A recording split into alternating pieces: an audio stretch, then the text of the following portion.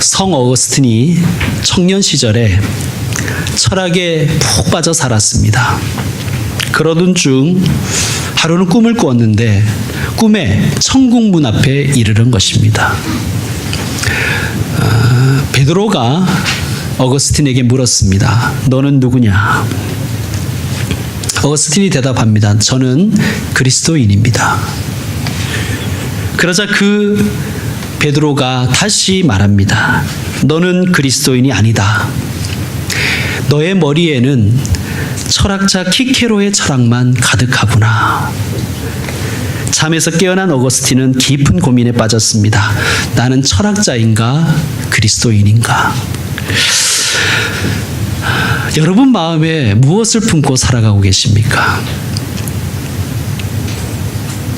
밤낮 술만 생각하는 사람을 뭐라 그럴까요? 술꾼이라고 그럽니다. 술꾼은 밤낮 술만 생각합니다. 그래서 술꾼입니다. 도박꾼은 밤낮 무엇을 생각할까요? 노름만 생각합니다. 그래서 그를 노름꾼이라고 하는 것입니다. 마음에 품고 있는 것, 그것이 그 사람을 결정합니다. 우리는 그리스도인입니다. 그렇다면 우리가 그리스도인이라면 그리스도인은 무엇을 품고 살아야 할까요? 예수님입니다. 예수님. 어떤 마음을 품고 사는 사람이 참 그리스도인일까요? 예수님의 마음을 품고 사는 사람이 참 그리스도인입니다. 바울 사도는 오늘 우리에게 이렇게 권면합니다. 너희 안에 이 마음을 품으라. 곧 그리스도 예수의 마음이니. 이 부분을 공동 번역으로 읽으면 이렇게 되어 있습니다. 여러분은 그리스도 예수께서 지니셨던 마음을 여러분의 마음으로 간직하십시오. 예수님이 고민하시고 예수님이 품으셨던 그 마음을 동일하게 품고 그것을 가지고 고민하는 사람이 그리스도인이라는 뜻입니다. 품는다는 뜻은 깊이 생각한다는 뜻입니다.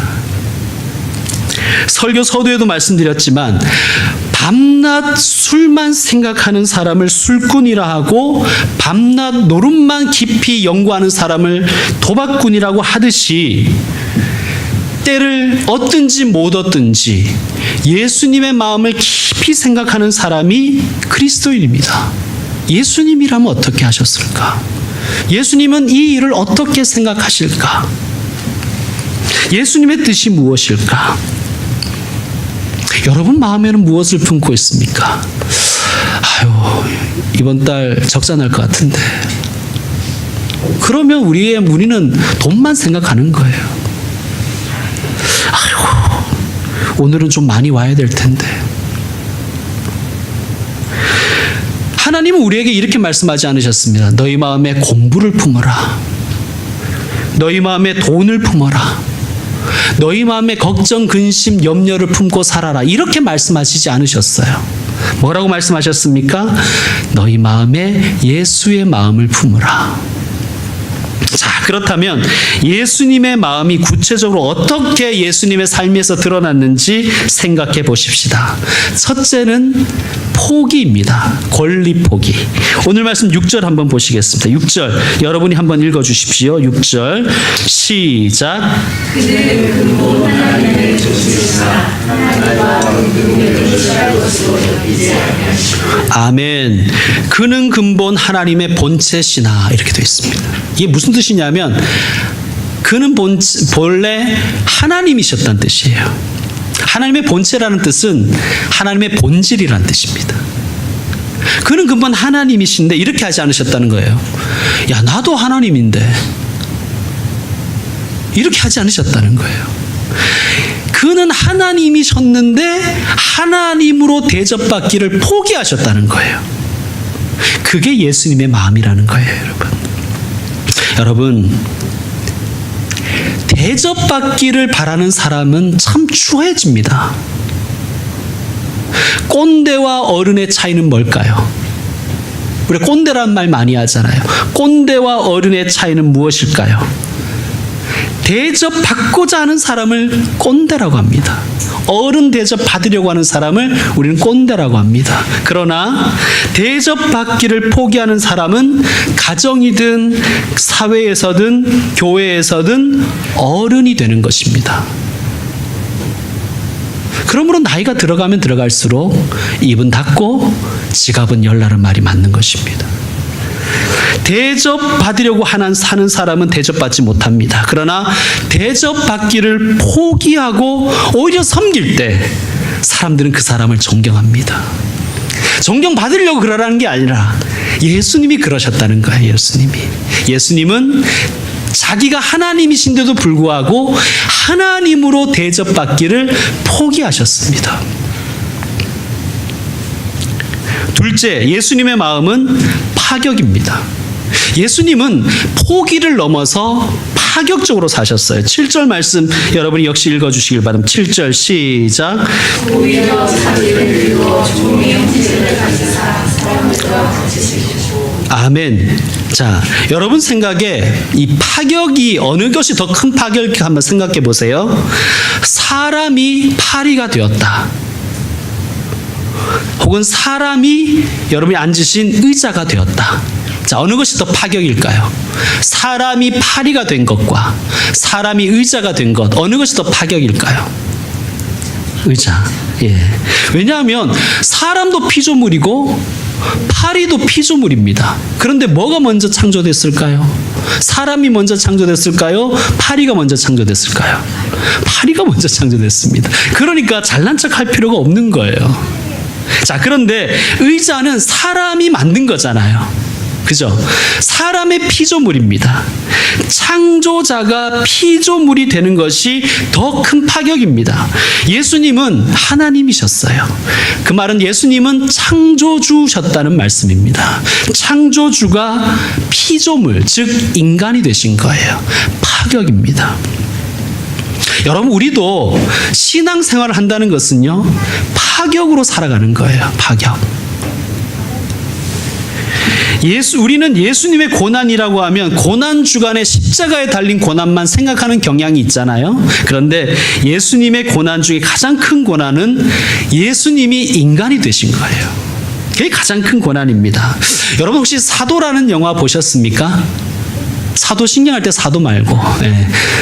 영조 아들 사도 세자의 이야기 다룬 사도. 거기에 보면 사도 세자가 어디에 gat혀요? 뒤주에 갇힌다. 뒤주에 갇혀서 뒤진 거예요. 깝깝해가지고 얼마나 답답했을까요, 여러분? 한번 상상을 해보세요. 얼마나 답답합니까? 이 사도세자는 그 실록을 읽어보면 굉장히 몸집도 크고 아주 건장하고 이렇게 산으로 글 읽는 것보다 사냥하고 이런 걸 좋아했다는 거예요. 그게 영적으로 못마땅한 거예요.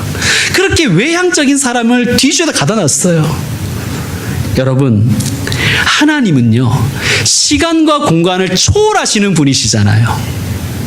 그런 하나님이 우리같이 시간과 공간의 제한을 받는 사람이 되셨다는 것은 예수님 입장에서 얼마나 깝깝한 일이겠습니까? 답답한 거예요. 얼마나 답답하셨을까요? 그런데 주님은 그래도 파격을 이루신 거예요. 세 번째, 우리 주님의 마음은 복종입니다. 얼마나 복종하셨는가? 8절 여러분이 한번 읽어주시기 바랍니다. 8절 시작. 사람의 물량으로 나타나사 자기를 낮추시고 죽기까지 복종하시니 아멘. 어디까지 복종하셨다고요? 죽기까지 복종하셨다는 거예요. 죽기까지 복종하셨으니 곧 십자가에 죽으심이라. 복종을 하려면 이 정도는 복종을 해야 되는 거예요. 그게 예수님의 마음인 거예요. 망하더라도 복종하는 거예요. 망할 때까지 순종하는 것입니다. 망할 때까지 순종하는 것. 이 말은 쉽지만 쉬운 게 아니에요. 김동호 목사님의 페이스북에서 마음에 무척 감동되는 글이 있어서 제가 몇 년 전에 갈무리해 두었었는데 최근에 다시 읽게 되었습니다. 소개해 드리겠습니다. 목사님이 2008년도쯤에 당시에 그 탈북자들에 대한 마음을 주셨대요. 당시에 우리나라에 한 7,000명 정도의 탈북자가 들어와 있었는데 그분들이 한국에 와서 잘 적응을 못 하더라는 거예요. 당연하죠, 그죠? 남한은 이미 경쟁사회 속에 이미 길들어져 있는데 북한에서 일도 제대로 해보지도 못한 사람들이 남한에 내려와서 살아보려니까 얼마나 힘들었겠습니까? 그때 목사님 마음에 이런 생각이 들었대요. 7,000명도 감당하지 못하고 이렇게 갈등하며 어려움을 겪는다면 통일이 되면 나라가 망하겠구나. 그러면서 이런 생각도 들더라는 거예요. 하나님께서 이렇게 미리 탈북자들을 보내주신 것은 우리로 하여금 통일을 준비하고 또 연습하고 공부하라고 하시는 것이구나 라는 생각이 들더라는 거예요. 그래서 이 목사님이 지금 생각해도 무모하지만 이 탈북자들이 자립할 수 있는 공장을 좀 설립해야 되겠다는 생각을 하였다고 합니다. 그래서 그 자금을 마련하기 위해서 보이지 않는 성전 건축 헌금이라는 것을 하게 되었습니다. 그래서 그 헌금으로 재단을 세우고 재단에서 2008년 5월에 메자닌 아이팩이라는 박스 공장을 시작하게 되었다고 합니다.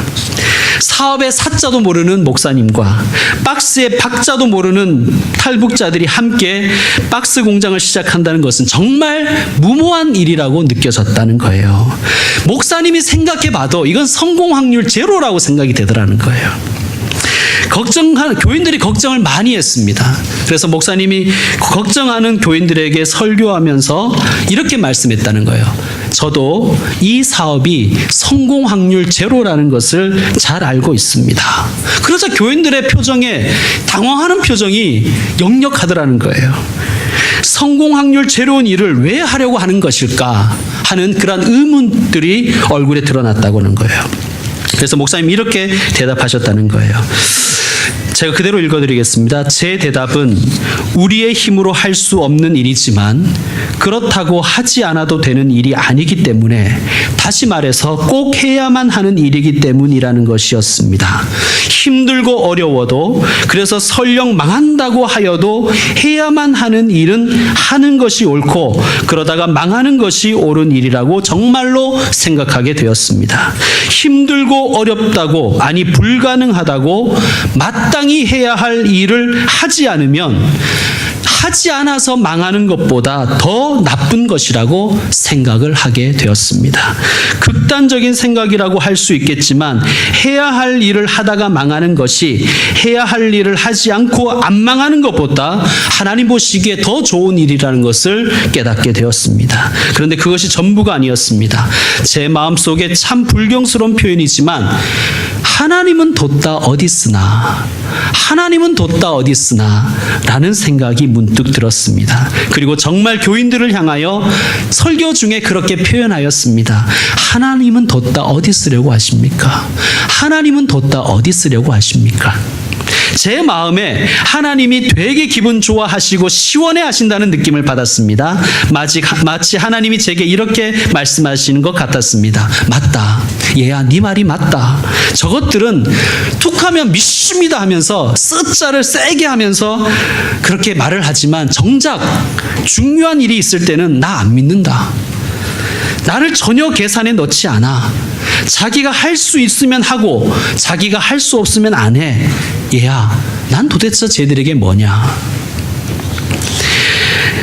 목사님이 이렇게 얘기하는 거예요.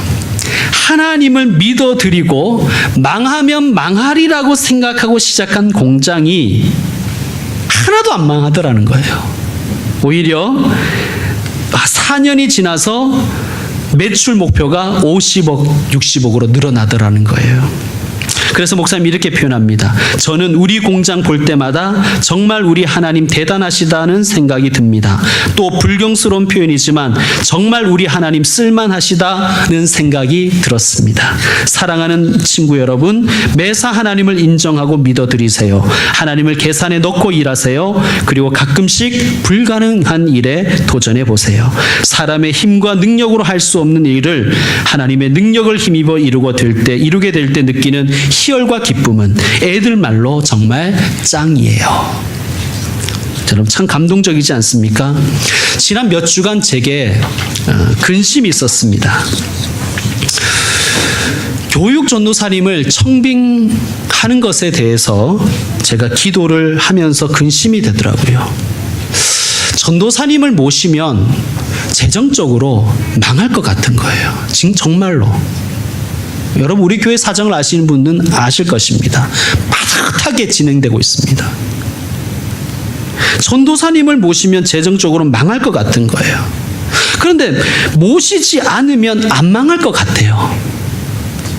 어떻게 해야 될까요? 기도했습니다. 근데 주님은 모시라는 거예요. 청빙하라는 거예요. 하나님 그러면 망하는데요. 근데 그게 하나님 기뻐하는 일이라는 확신이 들어요. 재정적으로는 너무 힘들 것 같아요. 기도하는 중에 오늘 제가 말씀드린 이 김동호 목사님의 페이스북 글이 생각난 거예요. 그래서 제가 다시 읽어봅니다. 다시 읽어봤습니다.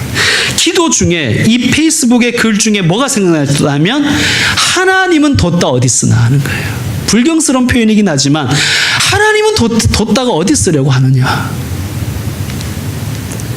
제가 하나님을 계산에 넣지 않았더라고요. 하나님을 믿는다고 하면서 하나님 전하는 목사인데 하나님을 계산에 안 넣고 생각하고 있더라고요. 가만히 생각해 보았습니다. 개척부터 지금까지, 아니 그 전부터 하나님과 저와의 관계를 한번 생각해 보았습니다. 제가 더하기 빼기 잘해서 여기까지 온 게 아니더라고요. 제가 계산을 너무너무 잘해서 더하기 빼기 잘해서 제가 여기까지 온 게 아니더라고요. 하나님이 인도하시고 하나님이 저를 이끌어서 여기까지 온 것이더라고요. 그래서 이번에도 하나님을 좀 써먹으려고 합니다. 사실 저도 걱정입니다. 망할 것 같아요. 그런데 역시 이런 생각이 듭니다. 꼭 해야 할 일을 하다가 망하는 것이 해야 할 일을 안 해서 안 망하는 것보다 더 위대한 일이다. 더 하나님 기뻐하실 만한 일이다. 라는 생각을 하였습니다. 여러분 한 달란트 받은 종 아시죠? 한 달란트 받은 종이 한 달란트를 어디에다 숨겨두었어요? 땅에 숨겨두었죠. 왜 그랬습니까? 이거 잃어버리면 주인한테 욕먹을까 봐. 그래서 주인에게 그 한 달란트를 그대로 다시 가져왔어요. 그랬더니 주인이 뭐라 그랬어요? 야, 본전치기 했으니 잘했다 라고 하지 않으셨어요. 그 주인이 뭐라 그랬죠? 게으르고 악한 종아, 책망합니다. 만약 우리가 하나님 기뻐하지 않는 하시는 일을 하지 않아서 안 망한다고 하나님 우리에게 야, 본전치기 했으니 잘했다, 플러스 마이너스에서 적자 안 했으니 참 잘했다, 그렇게 말씀하시는 하나님은 아니실 것입니다. 만약에 그 종이 주인의 말에 순종해서 한 달란트로 열심히 비즈니스 하다가 다 망해버려도 주인은 아마 이렇게 말했을 것입니다. 잘하였다, 착하고 충성된 종아. 여러분, 하나님은 뒀다 어디 쓰려고 하십니까? 하나님을 계산에 넣으십시오. 하나님을 계산에 넣을 때 우리는 비로소 하나님께 순종할 수 있습니다. 하나님께 복종할 수 있어요. 그래, 망해도 좋다. 내가 망하더라도 복종해 보겠다. 내가 죽더라도 순종해 보겠다. 예수님의 마음입니다. 왜 예수님이 포기하고 파격하고 복종하실 수 있었는가?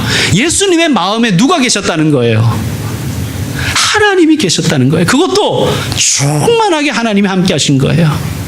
그러니까 예수님은 포기할 수 있었고 파격할 수 있었고 복종할 수 있었던 것입니다. 여러분, 아이들이 부르는 동요 중에 이런 동요가 있잖아요. 바람 불어도 괜찮아요. 바람 불어도 괜찮아요, 괜찮아요, 괜찮아요. 쌩쌩 불어도 괜찮아요. 나는 괜찮아요. 털오바 때문도 아니죠, 털장갑 때문도 아니죠. 씩씩하니까 괜찮아요. 나는 괜찮아요. 이것을 교회에서는 가사를 좀 바꿔서 부르죠. 어느 것이 오리지널인지는 모르겠어요. 어쨌든 교회에서는 이렇게 부릅니다. 주일학교에서 제가 교육전도사 때 가르쳐줬던 기억이 납니다. 바람 불어도 괜찮아요. 괜찮아요. 괜찮아요. 파도 일어도 괜찮아요. 나는 괜찮아요. 바람을 만드신 하나님, 파도를 만드신 하나님, 주님 내 안에 계시니까 나는 괜찮아요. 아멘. 저는 이 찬양의 마지막 가사가 주님이 주신 능력이 있으니까 괜찮아요라고 하지 않고 주님 내 안에 계시니까 나는 괜찮아요라는 것이 정말 은혜가 됩니다. 주님 내 안에 계시니까 나는 괜찮아요. 정말 아멘 아닙니까? 여러분 혹시 최건능 목사님이라고 들어보셨습니까? 최건능 목사님. 제가 별로 좋아하진 않지만 이분을 좋아하지 않는다는 게 아니라 그분이 한 말은 별로 좋아하지 않는데 그분의 삶은 존경합니다. 그분이 유명한 말을 했죠. 예수 천당 불신지요. 이게 그분의 작품이에요. 그분이 만든 말이에요. 그분이 평양에서 열정적으로 전도했다고 그래요. 예수 천당 불신지요. 막 밤에도 새벽에도 어떤 집에 방문을 확 열면서 예수 천당 불신지옥 이러니까 막 자다가 사람들이 막 불이야 이러는 줄 알고 깜짝 놀라서 깨고 그랬다는 거예요. 또 그러고 다니니까 사람들이 화가 나서 고소를 했습니다. 일제시대니까 주재소에 붙잡혀 가서 고문당하고 매를 맞았습니다. 기절해버렸어요. 순사가 양동이에 물을 채워서 그 목사님에게 확 부어버렸습니다. 그러자 이 목사님이 벌떡 일어나면서 뭐라 그런지 아세요? 예수 천당 이런 거예요. 예수 천당.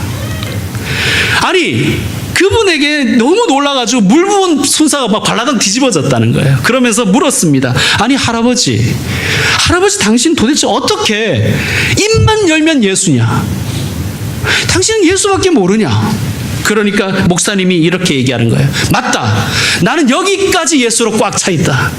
그래서 나를 조금만 흔들면 마치 양동이에 물이 쏟아서 나오듯이 나는 예수밖에 나오지 않는다.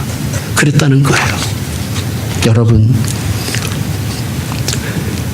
우리가 이 정도는 아니더라도 우리 안에 예수님 계시고 내 안에 하나님으로 충만해지면 정말 파도 일어도 바람 불어도 괜찮지 않습니까? 자, 예수님이 하나님으로 충만하여서 포기하고 파격으로 살고 순종의 길로 가실 수 있었어요. 그런데 그 예수님을 하나님이 버리셨습니까? 그렇지 않습니다. 오늘 말씀 9절에서 11절 한번 읽어봅시다. 9절에서 11절 시작. 이러므로 하나님이 그를 지극히 높여 모든 이름 위에 뛰어난 이름을 주사 하늘에 있는 자들과 땅에 있는 자들과 땅 아래에 있는 자들로 모든 무릎을 예수의 이름에 꿇게 하시고 모든 입으로 예수 그리스도를 주라 시인하여 하나님 아버지께 영광을 돌리게 하셨느니라. 아멘. 예수님 낮아진 것도 3단계예요. 포기, 파격, 복종. 하나님께서 예수님을 올리시는 것도 3단계입니다. 예수님의 이름을 가장 높게 하시고 모든 이름 위에 뛰어난 이름을 주시고 또 모든 무릎이 그 이름에 무릎 꿇게 하시고 그리고 예수를 주라고 시인하게 하셨다는 거예요. 여러분, 우리가 하나님으로 충만하여 살면 우리가 망하는 게 아니라 하나님이 우리를 높이십니다. 예수님을, 하나님을 내 삶의 계산에 넣고 살면 망하는 게 아니라 죽는 게 아니라 우리를 다시 영광스럽게 하신다는 것입니다. 그게 신앙입니다. 그러므로 하나님으로 충만하셔서 기꺼이 포기할 줄도 알고 파격으로 살 줄도 알고 복종의 길로 가십시다. 예수님의 마음 품고 예수님의 삶을 살아가는 저와 여러분 되셨으면 좋겠습니다. 이제 말씀 마무리하려고 합니다. 어떤 목사님이 교회에서 이제 교회 교인들끼리 혼사가 나서 주례를 맡게 됐었어요. 그래서 얼마나 기쁜 일입니까? 그래서 이제 개식사를 시작하십니다. 지금부터 아무개 집사님의 장남 아무개 군과 아무개 집사님의 하는 순간 신부가 작년지 차년지 생각이 안 나는 거예요. 까먹어 버렸어요. 그래서 오래 끌 수는 없고 아무개 집사님의 장남 누구와 아무개 집사님의 창녀 이랬다는 거예요. 네. 창녀 누구 뭐 이랬다는 거예요. 또 어떤 분은 아내에게 늘 여봉, 하니, 자기야 막 이렇게 막 닭살 돋게 부르는 분이 있어서 사람들이 물었어요. 아니 어떻게 지금 그 나이가 되도록 그렇게 부르십니까? 이렇게 하니까 그분이 뭐라 그러냐면 특별한 이유는 없고요. 제가 이름을 까먹어서 뭐 그랬다는 거예요. 여러분 가끔 힘들고 지칠 때 있죠. 그런데 우리 그거는 까먹지 맙시다. 내 안에 하나님 계시는 거. 다 까먹어도 다 잊어버려도 예수님 날 위해 십자가 지신 것 그건 잃어버리지 맙시다. 왜요? 우리를 사랑하셔서 포기하시고 파격하시고 죽기까지 순종하신 분이십니다. 너무 힘들고 지치고 그래서 내 삶의 모든 것을 다 잃어버린다 할지라도 하나님께서 살아계신다는 사실, 하나님이 눈을 시퍼렇게 뜨고 살아계신다는 사실, 하나님이 저와 여러분의 가정, 우리의 가정, 우리 교회 안에 주님이 함께 하신다는 사실을 까먹고 헷갈리며 살아가지 말아봅시다. 내 안에 계신 주님, 우리 안에 계신 주님을 깊이 생각하십시다. 예수님을 마음에 품고 살아가는 한 주간 되시기를 주의 이름으로 축원합니다. 기도하겠습니다.